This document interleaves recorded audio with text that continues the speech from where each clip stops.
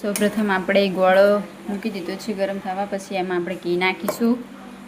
તો જય દ્વારકાધીશ. આજે આપણે અષાઢી બીજ છે એટલે જગન્નાથપુરી ભગવાનનો થાળ બનાવવા જઈ રહ્યા છીએ. તો ગોળ અને ઘી બે મિક્સ કરશું.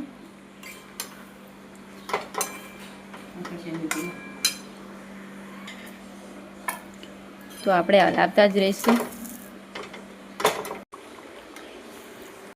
તો આપણો ગોળ હવે પાકી ગયો છે. તો એમાં આપણે દૂધ એડ કરીશું ગાયનું. ગાયનું ના હોય તો ભેંસનું પણ ચાલે, પણ બને ત્યાં સુધી તો ગાયનું જ લેવાનું.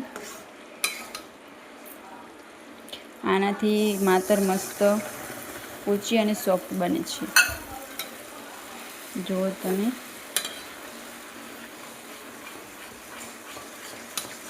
મસ્ત હલાવતા રહીશું. પછી લોટ નાખીશું ઘઉંનો.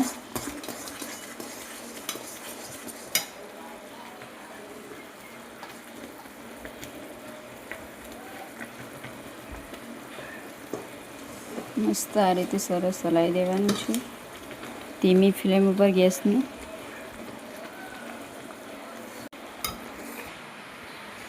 તો આપણે આમાં નાખી દઈશું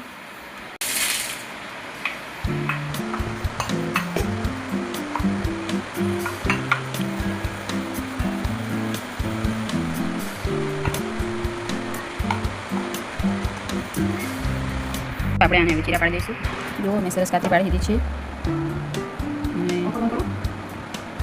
જો સરસ થઈ ગયું છે.